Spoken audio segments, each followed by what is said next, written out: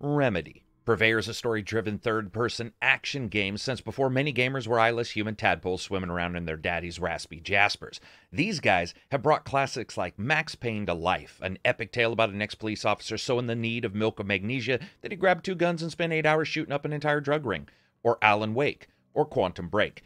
Each title, whether you like them or hate them, offers a genuine focus on deep dives into what seems like absolutely ordinary lives turned a bit sideways by extraordinary events. But the true question is, will their new game, Control, be a bit different or the same old, same old? Let's check it out and see. As always, this is Karak with ACG, and it's my continuing mission to bring you reviews that aren't 2 minutes long or filled with sponsored bullcrap, and today's review is for Control, out on the 27th for PC, Xbox One, and PS4. As always, if you like the video, maybe subscribe, or maybe go out there and find a smaller YouTuber, somebody that you've been following for a while and you just haven't subscribed to them. Hit the subscribe button, hit the notification bell. It's a rough world out there on YouTube, some crazy stuff going on, and that kind of support always helps those people trying to get their foot in the door. So without further ado, this is my review for Control by Remedy. Jesse Alan Wake, maybe a sequel to Quantum Break. Oh look, another character's sanity is now at stake. Graphics are up first. And yep, from the moment you turn it on, there's no mistaking that Control and Quantum Break share the Northlight engine, and that's for better or worse, which means when you're neck deep into the bowels of some possibly sentient building, or at the very least one with a really good sense of humor, the game can look tremendous, with a large number of ghostly bad guys mixed with a more mundane, all fighting to be the first to snack on a little bit of that Jesse sandwich. The intelligent use of deep, saturated, colored thematic lighting here, though, is stunning and induces this heavy creep factor almost instantly from the gray and steely, motionless exterior of the oldest house that's sort of crept into as you enter it, to the yellowed, sunlit front desk of transplanted hotels, to the almost freakishly oversaturated lighting later on of the furnace that feeds or possibly eats deep in the basement. It's an elegant color use throughout the entire game, and while it never delights in any kind of happy-go-lucky color schemes in the game, there is a judicious use of differences to really make you feel like there's a growing puzzlement overall, and that color use is definitely high and helps on the creep factor. Now, when it comes to character design, texture work, and details, Control does pretty well, but it does hit a bit off the mark at times. First, I like the character's designs overall, with Jesse herself offering an essentially neutral look as a character, at least until you find some of the secret clothing options that are hidden in the game. This off-the-street look actually works well as a dichotomy when you start meeting a bunch of scientists running around everywhere, like they look like I bought one of those rip-off speaker vests that companies try to peddle to gamers, saying you're going to feel the game's punch in your chest, and all it is like a 6-inch MTX woofer strapped to your sternum. And I'd say texture work throughout is fine, but not incredibly detailed. I can't say I love the facial models of some of the characters, though, where your creepy janitor that you talk to a lot in the game looks almost next-gen graphically, certainly close to Resident Evil 2's facial models. Then you start taking jobs from a Rent-A-Cop-style character later on in the game whose head looks like it was stung by bees. All the bees. Literally every single bee. Now, explosions, effects, and guns and otherwise are pretty good, with characters being flung backwards from the force of a tabletop hitting them at like 400 miles an hour, to the gunshots from your later more powered-up weapons, and there's a nice ragdoll system in effect overall. And you may be thinking, hey man, this all sounds great, and it is until it isn't, and then you're like, damn son! First, the same issues with shadow and effects happen here that happened with Quantum Break. There's an almost dappled shadow look on some items in the game world that makes them look dirtier, or almost like the shadows are swimming. Lastly, I gotta say that motion blur from Quantum Break comes back, and you'd have to have cataracts the size of cantaloupes to not be able to notice this. The fact that you can't turn it off separately in the actual settings is sort of mind-boggling. There's also a couple issues with animations. Hi, my name's Jesse, and I was born without Achilles tendons. I don't know why it looks like this. It's woeful for a jump animation. It's just her levitating in the air for 3 feet, like the characters from Dead Island took her over. With a lot of care everywhere else, it was a little bit odd, especially with that animation, because half the damn game is a platformer. But where they didn't take any shortcuts is that destructibility engine, which shares it with Quantum Break, and I think it is really noticeable. There is something glorious about running through a game world where everything has the fundamental firmness of like a balsa wood model glider. Everything comes apart into requisite parts with lickety-split ease. 1 second you're over there, ripping a desk off its shelves and tossing it into a ghost enemy's dome with the quickness, and the next time you're literally throwing trash cans at sonic speed through concrete walls in satisfying explosions of debris and particulate as enemies leap to safety. I also have to say I really like the small touches like feathers exploding from chairs and the different debris decals that you see, as well as damage decals on different items in the game world. Now we're going to talk about performance. This is the day one patch on the PC already installed per Epic. On the consoles, I didn't have a ton of time. I did get to play them. My time was much shorter there, and supposedly they have another patch incoming before release. They were rough, not at all sticking to 30 FPS with some hitches after pausing and loading, and some FPS drops from their 30 FPS target in heavy fights, but again, we'll just have to see.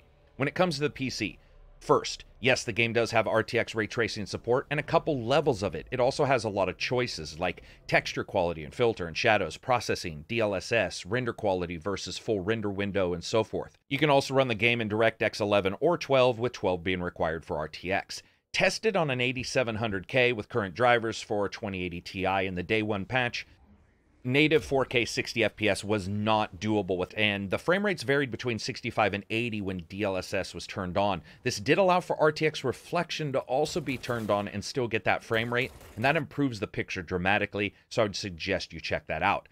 And the 1080 and 1080 Ti had the performance curve exactly as expected, with changes in powers with 1080p resolution and 1440p with DLSS really needed to lock the game at 60 FPS or above.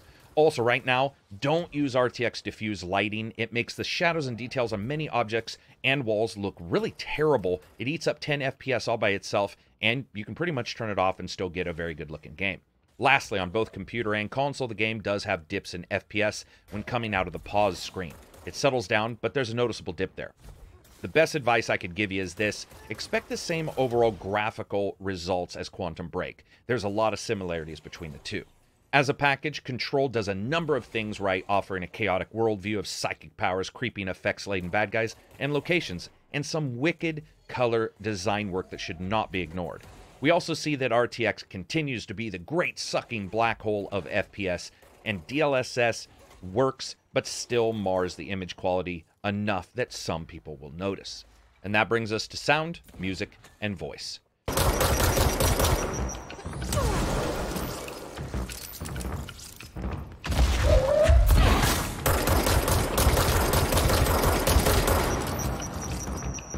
How didn't I notice this place? It's an attribute of the building. This is a place of power. The oldest house doesn't like attention, so unless you're purposely trying to find it, you don't, which is perfect for us. The work we do here is essential, but unstable. The Bureau prefers not to be noticed. And we need strong walls to make sure nothing gets out. So without you, I never would have found the front door.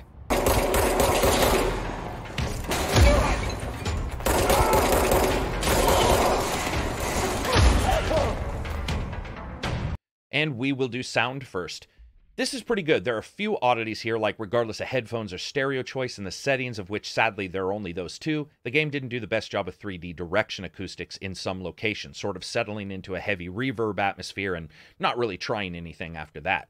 Luckily, while many battles can have you encountering enemies in all directions, many of them are a bit more straightforward affairs, and it wasn't really required to know their location until later enemies you fight who are zipping around the battlefield supernaturally fast, like they were hyped up on some kind of monster energy drink only the recently dead could buy. When it comes to weapon sounds, they don't skew towards the entirely realistic side of things when it comes to their sound, but they're not really incredibly realistic guns in the first place, so I give them that. Also, little moments of care like the muffling behind your shield force you can prop up in front of you, like sound waves are hitting it and getting trapped and then slowed down before they get to your ears. All that works really well. I would say when it comes to sound, it's pretty good, with a couple problems here and there.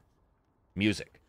So I do like this. It's deep, moody vibes, and that's the order of the day. Imagine someone's synthesizer deciding that his favorite movie was The Road or Leaving Las Vegas, no matter what keys you hit. It's epically deep and moody, especially as the game goes further in and the creep factor gets higher, and this envelope of really creepy otherworldly sounds continues to mix with more expected sound play.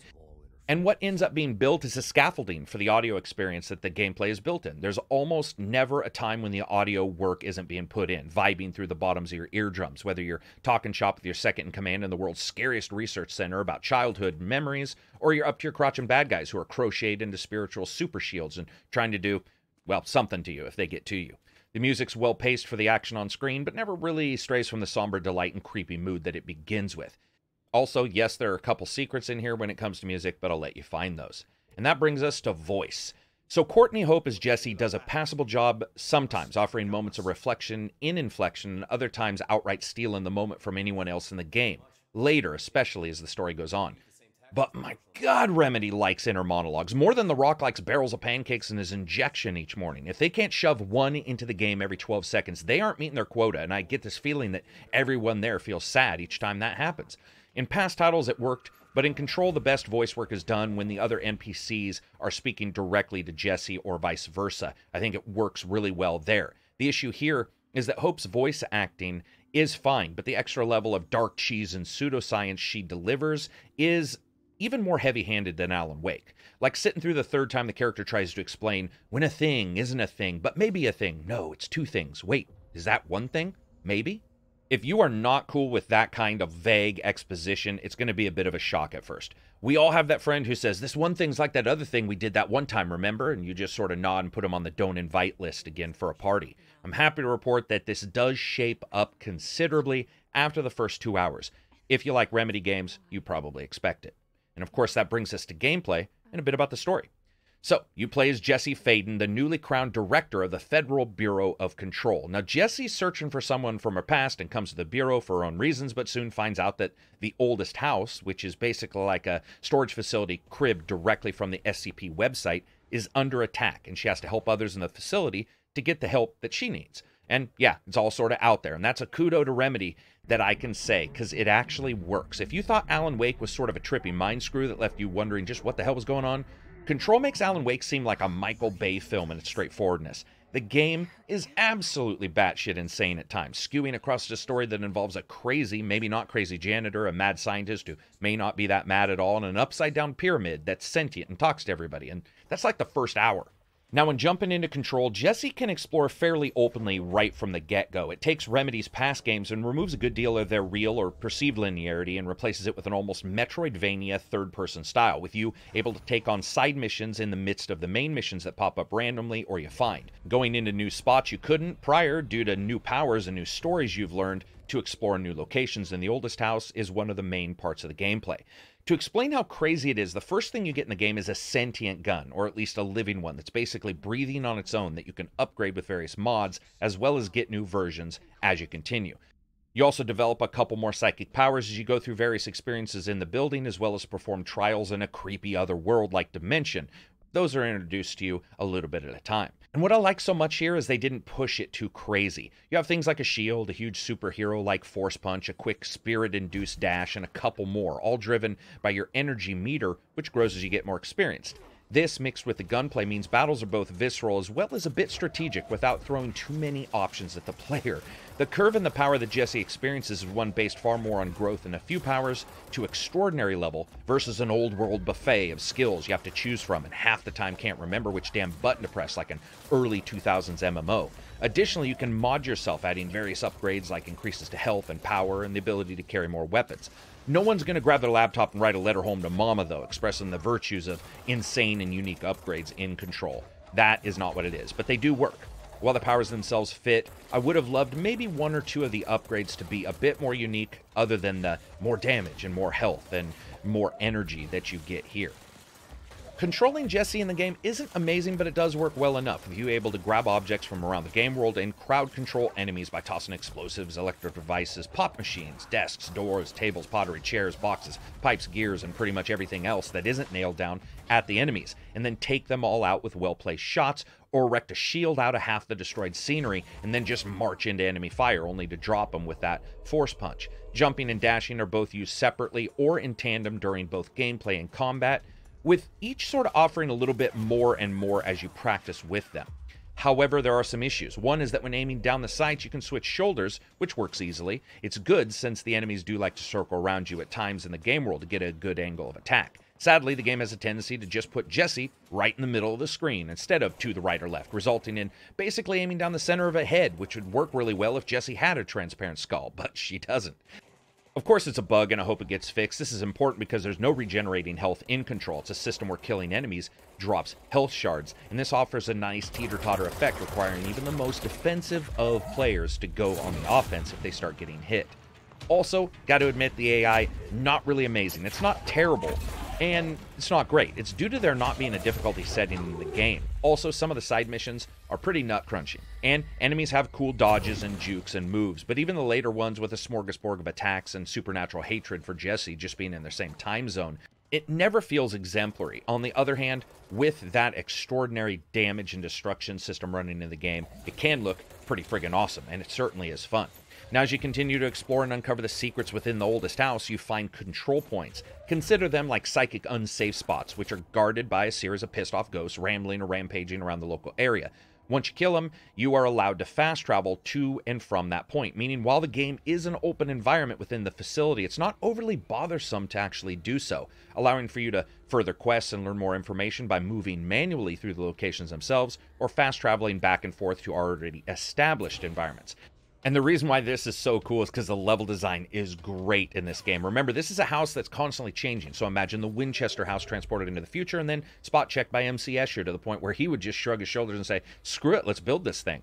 Sometimes the rooms warp and change around you. Dead ends turn into tunnels, turn into conference rooms with no doors. And other times, elevators take you into places, well, that you would never actually expect. It works incredibly well. And each place feels like it's connected thematically. You know, when you think about it, this is a place where many developers would take the easy route and just pretend that it's all explained through the narrative. Remedy actually does so, and that works. And I have to say, the place where Remedy may have outclassed Alan Wake, and I can't believe I'm saying this, is the way it delivers world information. Yes, it cribs heavily from the SCP Foundation style, a creepy company collecting even creepier things, but so did SCP itself. Go all the way back to H.P. Lovecraft, and you have ancient and secretive libraries and colleges holding tomes of incredible knowledge. That's what happens here. But Control nails it, from redacted documents offering just enough data that you start to wonder if that fridge next to you does a little bit more than cool food. When listening to the obviously scripted agency's training videos, you start to begin to wonder what everyone was doing here and why the people inside this friggin' supernatural car wreck never put the brakes on. And it also is wonderfully hidden behind unique puzzles, strange characters you have to help, and places that at first seem impossible, then impassable, then impressive. And pretty soon you're in this mystery mansion / research building and you're a two-legged Scooby-Doo just finding out that despite those pesky kids, some straight up shit went down.